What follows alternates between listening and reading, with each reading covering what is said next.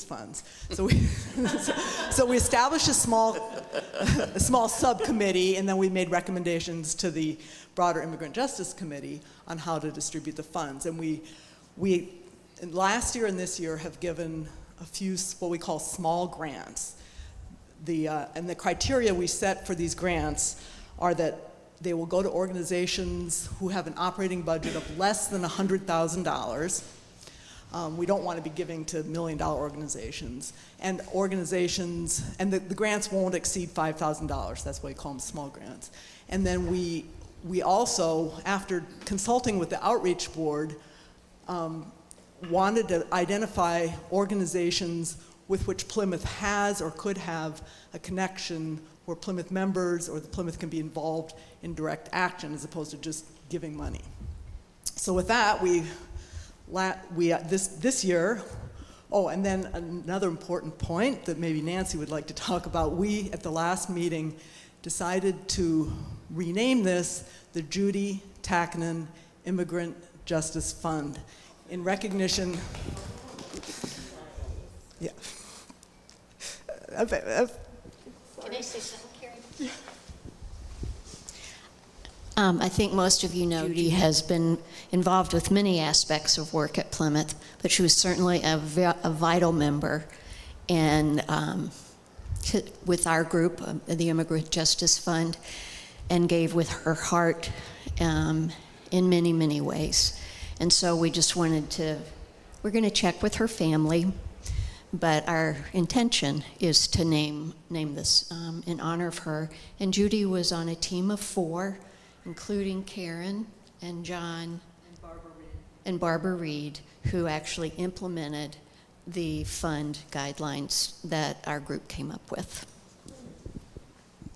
Okay, so now I'm going to describe the 4 grants that we made this year, the 4 grantees, that is, and talk about the ways that we've been involved in with these organizations. The first is the Minnesota Interfaith Coalition on Immigration, also known as ICOM. Our Immigrant Justice Committee is a member of ICOM. Tom has been a strong member of that and is on the board of the group. They have several programs, which includes direct aid to the families of immigrants who are in detention, as well as asylum seekers.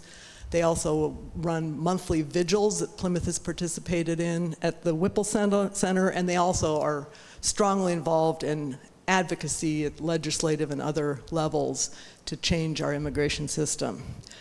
The second group is MIRAC, which is the Minnesota Immigration Rights Action Committee.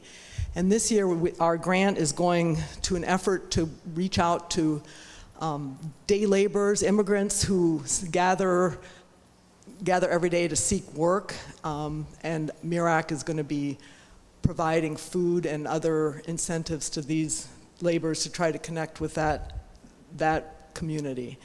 Many of them are undocumented. The third is with going to the North Star Alliance, and that is an alliance of, what, 30? Over 30 organizations, including a lot of faith communities, that is seeking to get a bill, or actually multiple bills passed, that will separate federal law enforcement, ICE, from local law enforcement. And that we could go on for days talking about that, but it is a very, very important piece of legislation, which now is going to get broken, I think, into, we don't know yet, but, and Plymouth has also been very engaged with helping write postcards to legislators and get involved in that, and you'll be hearing more about that at Plymouth. And the final one is a new grantee, Conversation with Friends, and John, I don't know if you want to talk a little bit about them. You know more about them. Sure. Conversations with Friends has been around for about 20 years, and the main thing that they do is visit detainees in Minnesota's detention centers. So back when we had a detention center in St. Paul, that was much easier for us to do. Now we currently have detainees in Candy, Ojai, County Center, which is in Wilmer, and in Albert Lea. These are in state, or actually county-run jails, if you will, and but they are receiving federal funding for having detainees held there. These detainees are not allowed to have their families visit them, but we have this conversation with Friends has permission to go and visit them. So we go and visit them twice a month. And in many cases, obviously, it's the only non-detainee people that they get to talk to. We provide them with books. I say we, I'm a volunteer there, so we have prayer circles, so they can ask if they want to. They can have their name put on a prayer list and have groups, churches around the state pray for them. We also, if they have a hearing, we'll go with them to the hearing and support them, and in some cases have been able to help a successful outcome of a hearing. So.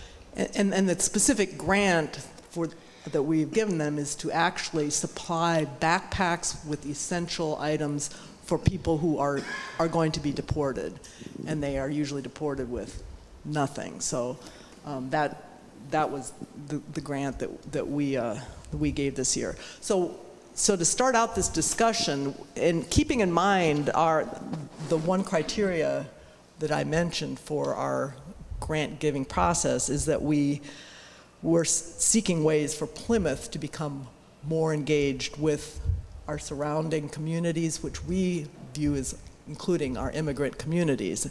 And so we'd like to have feedback, and questions, or ideas from you as to how we can, what you think of our grant process. This is kind of a new thing. This is, as I say, just the second year. If you have any ideas, questions. So I think we're going to open up the floor and pass, and yeah, I'll pass it to Tom first. Yeah, just to piggyback a little bit on what Karen said. So the question would be, we told you what the criteria have been. Small organizations with budgets of $100,000 or less, organizations that have a connection to Plymouth somehow. We're thinking about the neighborhood task force, the idea that we want to be, play a part in the community. So organizations that, okay, is this better? All right, otherwise, other organizations that Plymouth has a connection with or could have a connection with, then we can be supporting. Those are kind of the two primary criteria we've had. You've heard, what we're supporting based on that. And so, are there other things we should be thinking about in terms of criteria? Are there other sorts of organizations we should be thinking about funding? That's the kind of the question we'd like to pose to people right now. The floor is open. We're going to ask that you use a mic so that this is being shared. Well, I just have a question. So this is immigrant as opposed to refugee, is that right? Because I immediately think That's an excellent question, and we've spent a lot of time, when we renamed ourselves, what words we should use. Immigrant is a broad term that includes refugees, asylum seekers, and anybody who has migrated to this country, and we like to use the term people forced into migration. So, obviously there are people who come and they're technically immigrants, but they don't really need our help. But so we're not, Plymouth in the past has supported a refugee family, for example. Okay. As you maybe know, the family from Afghanistan was a huge effort. Yeah. So we definitely are including them. And a lot of the work that we do is through MCC in support of refugees. Right, yeah. But so far we haven't given any grants specifically for refugees, partly because they didn't meet the organization supporting them didn't meet our criteria. Oh, right, sure. Thank you. I spent 10 years as a member of the executive board of the Sierra Leone community in Minnesota, one of the most wonderful experiences of my entire life. And just within the Sierra Leonean community, which is about 10,000 in Minnesota, you've probably got upwards of, I would say, close to 10 organizations within that community, so they're all fairly small. And when I look at the West Africans in general, now I'm talking about the Nigerians and the folks from Ghana and various other, or the Liberians, I think you're looking at umbrella organizations. So for example, among the West Africans, that would be the West African Collaborative, which includes all the different immigrant groups that I just mentioned. And they, that organization has regular meetings. They do things that they think are in the interest and needs of the West African immigrants here.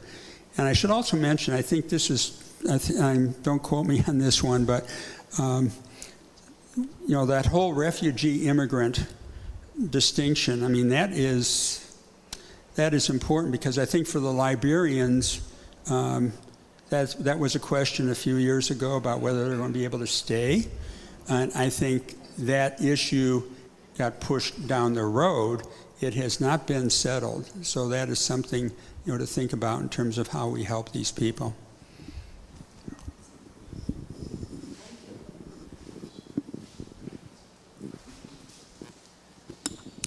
Keeping with the theme of this morning's service about children, I just wonder what organizations there might be who are addressing the needs of children who I'm sure are being traumatized by the thought of parents suddenly being whisked away and children being left here. So I was just curious if there were any organizations who were addressing the needs of children. Not that we're aware of. So. Yeah, indirectly, Karen. ICOM Aid, for example, provides direct support to families, in most cases including children, in terms of food and clothing, clothing and furniture, for example, safe place to live. I would say the big thing Conversations with Friends does in that area is helping families stay together by going and trying to get people. Microphone. Okay, sorry. Now I can hear the echo. All right.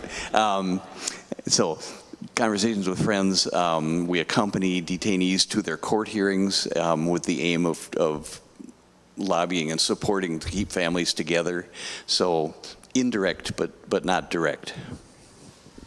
Yeah, and the coordinator at ICOM Aid, which is the group that does the direct aid, has many stories about children and the way that they are helping these families. So, but I guess we don't know of any. But if anybody knows of organizations, like Jim mentioned, that they would like to bring to our attention, we would really welcome that. So again, we don't have a lot of money to disperse, but Are there any language barriers as far as visiting the friends at the jails, and how do we deal with that? When we go down and visit detainees, they divide into Spanish-speaking and English-speaking groups, and we have some Spanish-speaking volunteers then that meet with the Spanish-speaking detainees. When I first went down there, I thought it's all going to be Spanish-speaking, and I was very surprised to find that it was about half Spanish-speaking and half very English-speaking, but mostly African detainees from Africa. So there are people who need English visitors. And we also, Conversations with Friends also does letter writing, and so they need English language letter writers as well as Spanish letter writers. So another way that you could get involved.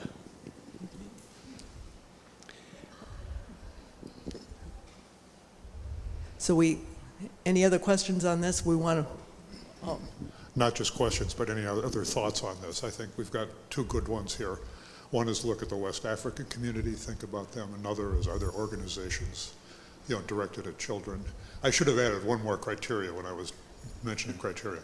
The organization should be 501c3 organizations, nonprofits. Okay. Do you have a question?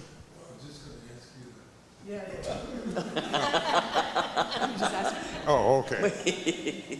Gotcha. Is there a Well,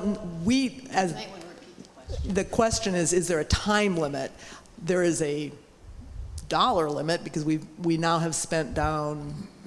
We've spent down, we started with 50,000 and we're down to 30. about 40. 40, yeah. But we will be down to 30. Yeah. But we have received another gift, Yeah, actually. and the fund does get occasional gifts over, from people that designate funds for immigrants. So we hope it doesn't dwindle to nothing. But the committee, the Immigrant Justice Committee, made the decision to only give out $10,000 a year, thinking, well, at least we'd have 5 years. We're hoping it extends beyond that, but that's the time limit. And we are asking the organizations that get grants to then give us reports on how they spent the money and what the outcomes were. So that's kind of folded into the process. So this family that you recently settled with 5 kids? 7 kids. 7, I mean, the Afghan family that you settled last year maybe or so. Like how much did that cost? Do you have any idea? I mean. Well, we have set aside money in our funds for their asylum costs, which we are not yet aware of what that will be. As far as costs from Plymouth, most of everything was voluntary donations, volunteer time, and so forth. Yeah. And that maybe is a segue into the next topic we'd like to. Can I just make yeah, absolutely. one clarifying comment? And Erica mentioned that we have set aside, roughly $8,000 to help them with immigration attorney issues, which we know will come up. But that money is not part of this grant program.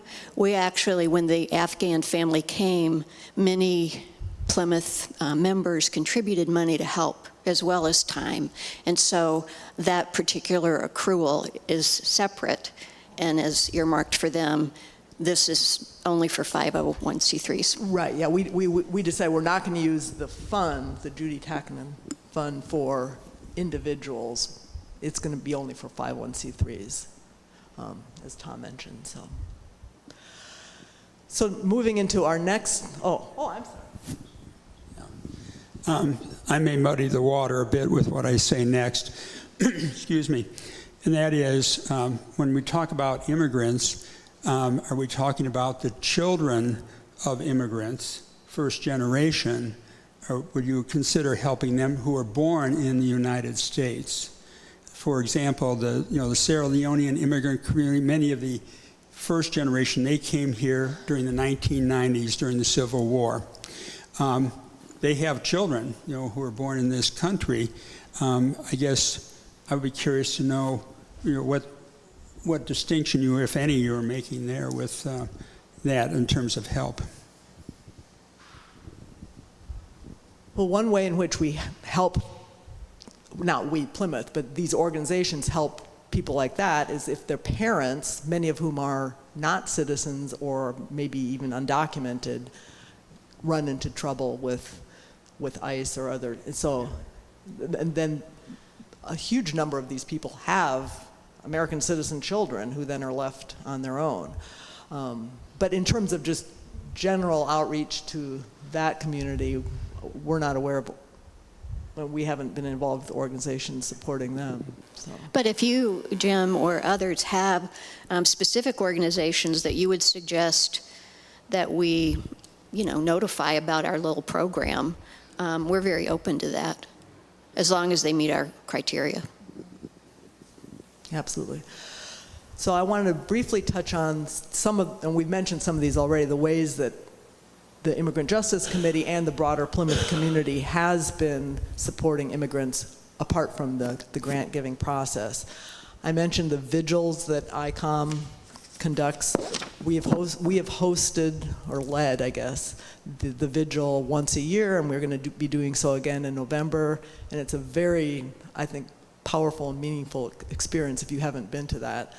We also have had people at what we call court watch. So the detention hearings are held at the Whipple Center.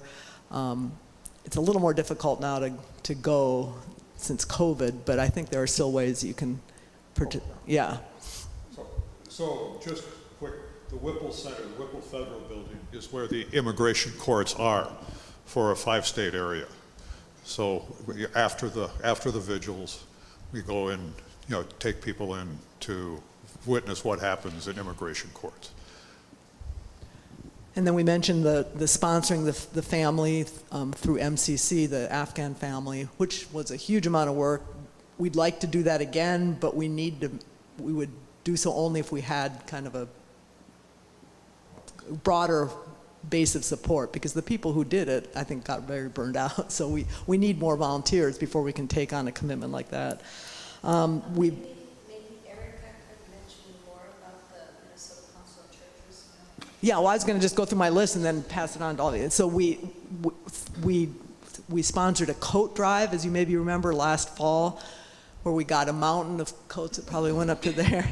We distributed the coats that MCC needed for the refugee families, then we had thousands left over, so we gave them to ICOM Aid. I can't even remember all the places we distributed coats. We are going to do another coat drive if we can get somebody again to help do the drive, because it was a lot of work.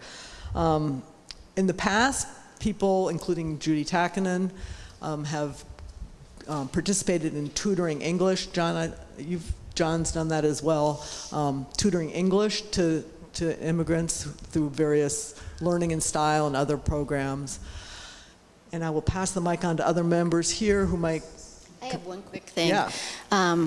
We have a group of maybe 10 people who are involved with the Immigrant Justice Committee, and we kind of coordinate a lot of this stuff. And we consider ourselves, justice warriors, but we need other people who may not want to come to a monthly meeting about coordination kinds of things, but just want to do something. And so we're trying to publicize, one-off opportunities, whether it's helping to organize a coat drive or visiting someone who's detained. If you have interest in learning more about things like that or just being on a mailing list, just let me know and we'll be glad to add you. So, you don't have to come to a coordination meeting, but you can still do really meaningful work. Yeah, MCC, which is right in our neighborhood here, is always looking for things, coats being one of them, also things like welcome kits where they're involved in setting up refugee families in their homes. And so when they do that, they provide some of the basics. And we have done, last February, we did a welcome kit drive as well, and we welcome anybody who would like to kind of spearhead that. And I'm always happy to answer questions about that. MCC also has other opportunities on a weekly basis for helping with house setups. You can get on a mailing list for that, or just the odd donation now and again, a stroller, or water filters. I mean, it's just the lists are endless. And I would encourage anybody who's interested just to get a weekly email. Can you do it? No, not this week, maybe next week. But you can kind of get into some opportunities there. They also need help, direct help with taking people grocery shopping, this kind of thing. So lots of opportunities out there. Erica, could you mention about Jerry Davis and the grocery shopping? Yeah, so one of our members of our group is taking, for the time being, a mother and son grocery shopping. I believe they're Sudanese, and just getting them squared away with familiarizing them with grocery stores and so forth. He said it's been interesting because they don't speak English, and the son is hearing impaired.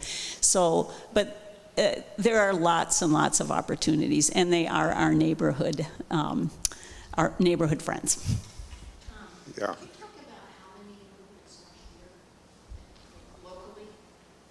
I didn't. How many the population of immigrants in Oh, yeah. First of all, in terms of how many immigrants are there, in the state of Minnesota, there are about 500,000. And this is really important. People tend to think of immigration as being, it's a southern border problem. It's all these hordes of people coming over the border, and they're new to the U.S., and we have to provide them with all kinds of support, blah, blah, blah, blah, blah. Yeah, that's right. There are immigrants like that. But there are also immigrants who've been here 5 and 10 and 20 years. And this is the majority of the immigrants here in Minnesota have been here 10 years or more. And they've got families. When we talked about the children, 30% of the children in Minnesota live in families with at least one immigrant member. Okay? Yeah. Wow. And these people also worry about immigration status and about ICE swooping in. We've got stories of people who, I could go on forever, stories of people who've been here, who have families established. They get picked up for ICE after a DWI. Local law enforcement hands them over to ICE. The person gets deported. They've got 2 or 3 kids here in the U.S. plus a spouse who now lose their, the breadwinner. The kids drop out of school, go to work. I mean, the implications just snowball down the line. So there's lots of opportunity here. One of the things we haven't talked about yet, or didn't in terms of volunteer opportunities, is I talk about ICOM, and what I say, our mission is to put ourselves out of business, to get to the point where we don't need to do anything special. And that means not direct support for families, that's pulling people out of the river when they're drowning, but going upriver and stopping this, doing the advocacy work so that the laws change. And we can't change federal immigration law, but we can do things here in Minnesota to make life better for immigrants, to reduce the risk to them. And that's what the advocacy work is about. And Plymouth's been involved with that. There's called the North Star Alliance.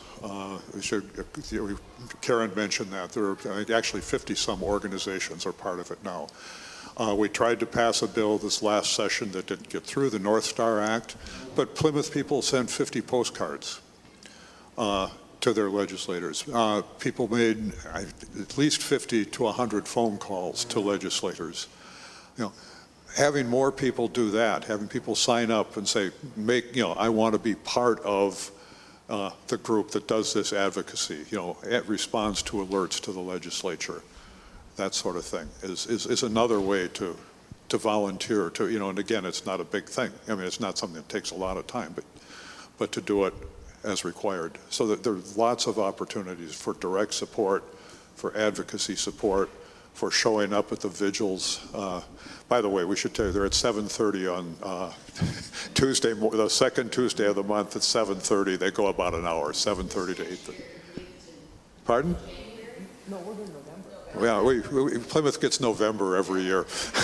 So anyway, there are these things that if people are interested, they can sign up for. But the other thing is, what else could we be doing? Jim has talked about, well, maybe we should do some things with the West African community. Are there, children's organizations that support children? Could we be volunteering with one or more of them? Just what is there? But also, how would you want to be involved? What could we do to help support you to be involved in these issues? How do we get the message out to the broader Plymouth community? That's our question.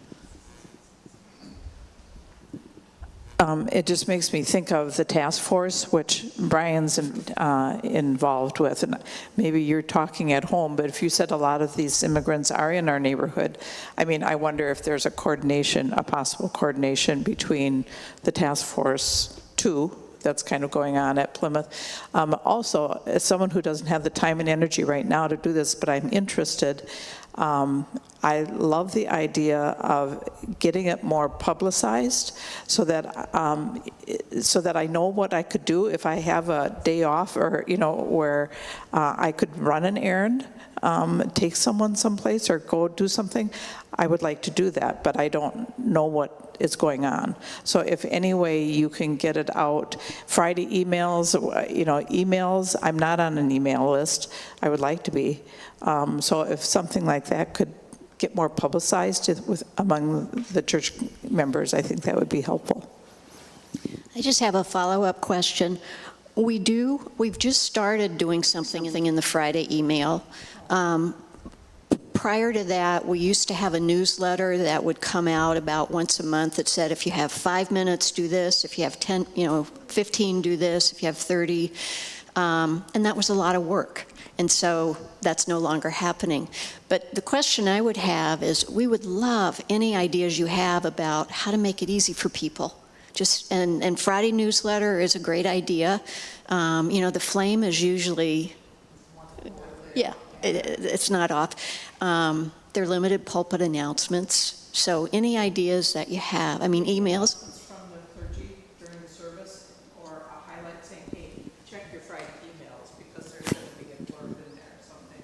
Because I don't think I read Friday emails, I don't think a lot of people do. Yeah, and we did decide we're going to start, and I'm the one supposed to be coordinating, start putting something in the Friday email every week, just highlighting something or other, and hope people catch that. Because the other thing we didn't get much response, and we had a big email list, but And I just realized within the last month that you click on something on the Friday emails and there's a whole lot more information. So I tend to be kind of anal about stuff like that, and I just figured that out. So that's just a practical thing for me.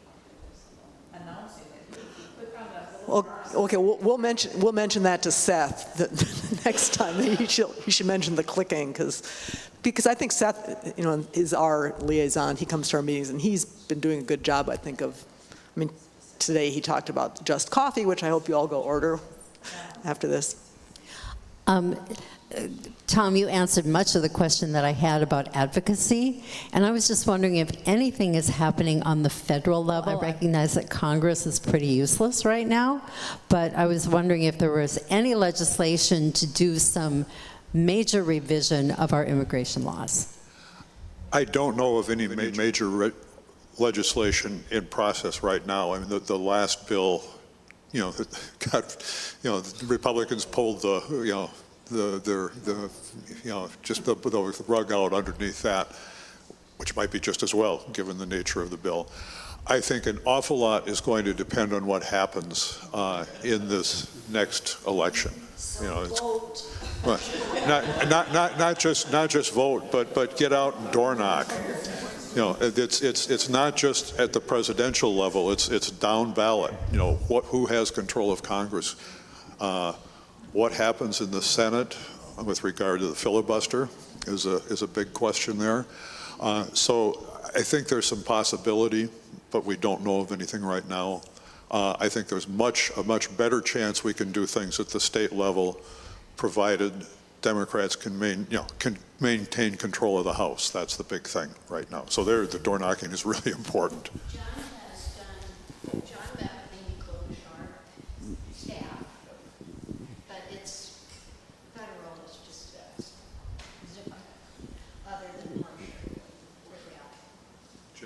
No, go ahead. I just wanted to remind people who saw her speech that Kamala Harris said that if she were elected, she would bring back the legislation that Trump killed. So, and it has been, I can't remember how many decades since Congress has done anything about immigration. Since 84. Wow. And that's 1884? No, that's the abortion bills. This one relates to social media, and I'm not skilled in that at all. But I think there has to be some pushback against all the anti-immigrant rhetoric that we get from one side in particular, and just tell stories.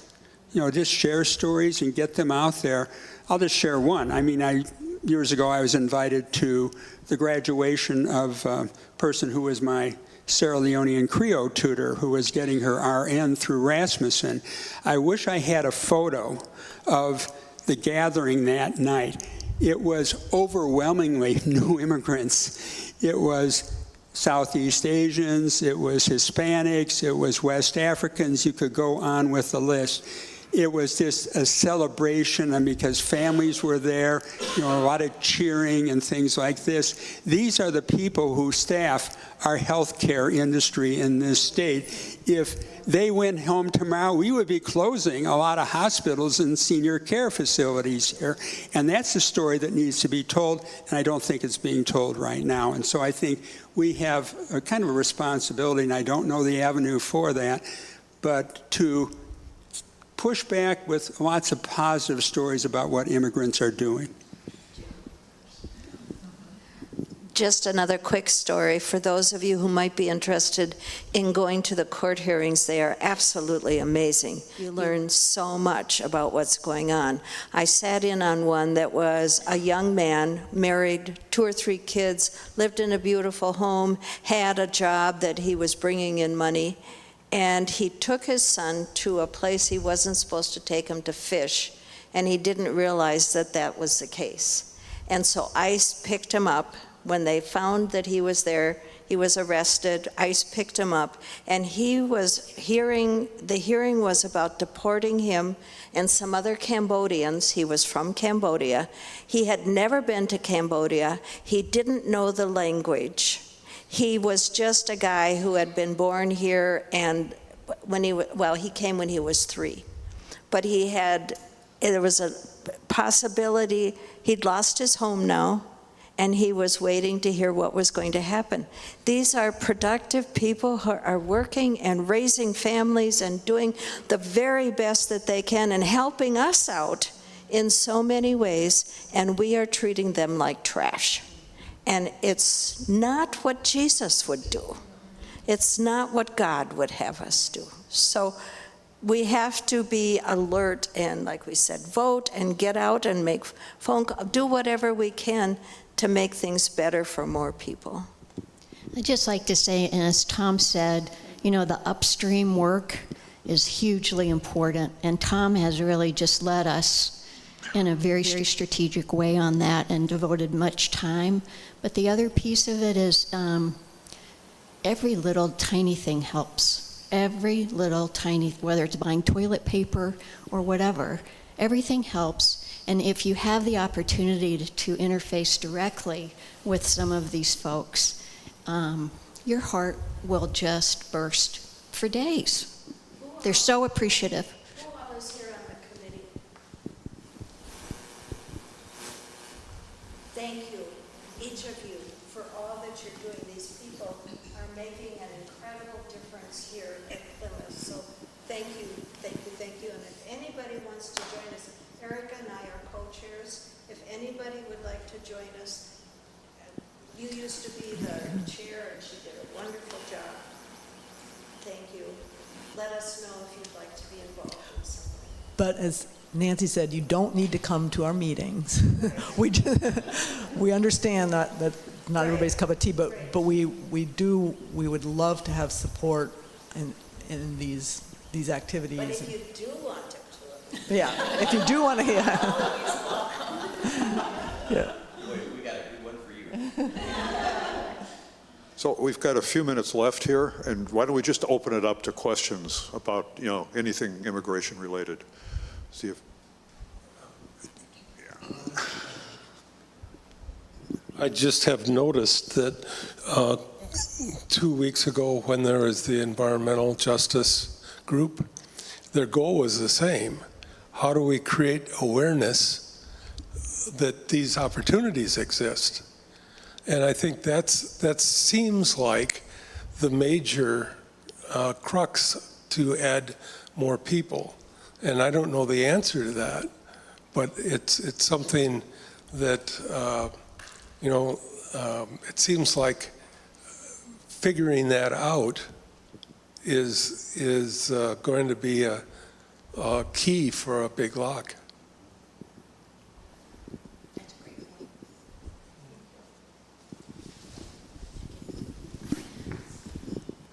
If you need them, I have a number of testimonials I could share. One quickly will share is that last year when I had my hip surgery and I had to be in transitional care for about 3 weeks, the vast majority of the people taking care of me were from Native Africa. And people don't get credit for all the work that they're doing to help us.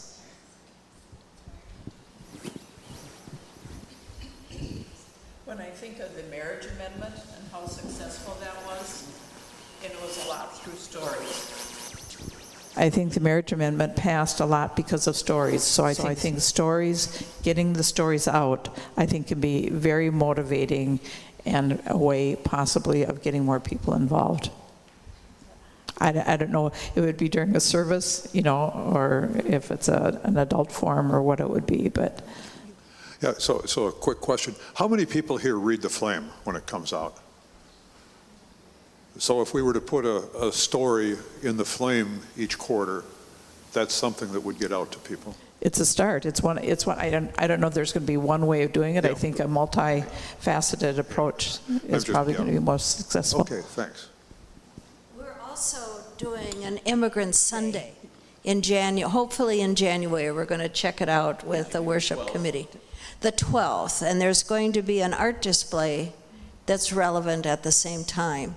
So come, be involved, help us create it, whatever would mean something to you. Yeah, and at past, and we've had, I don't know, like 3 or 4 Immigrant Sundays, and we've had tables from all these organizations that we talked about. All of them have been at Plymouth, each of those some Sundays in the years past. So an opportunity to connect directly with. What I appreciate is your suggestion we need to figure out how to get more people, because we've done the things that we've talked about, but we still need more people. So I think we need to do some brainstorming about that, and if you have ideas, let us know. And the sermon it was a sermon, I think, with Seth and some immigrants. Remember, there was a conversation. Yeah, that was, yeah. That was fabulous. Yeah. And Nancy Peterson has helped support a family, you know, so I think those stories, I think, are memorable. It would take creating, if there was a clearinghouse, these opportunities exist this next week at Plymouth. And it could be environmental justice and immigration. And so, you know, the contact, who, you know, do I need to know anything, or do I, you know, how does that go? So I think a lot of times people just go, well, I don't know anything about that. We have a mailing list of over 100 people.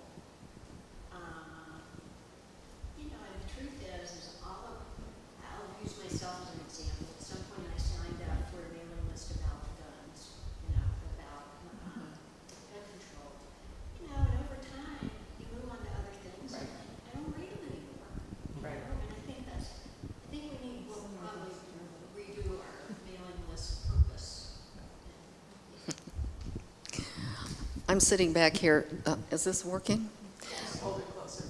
I'm sitting back here. Oh, I see. Boy, you really do have to eat the microphone, don't you? That's what Joan was saying.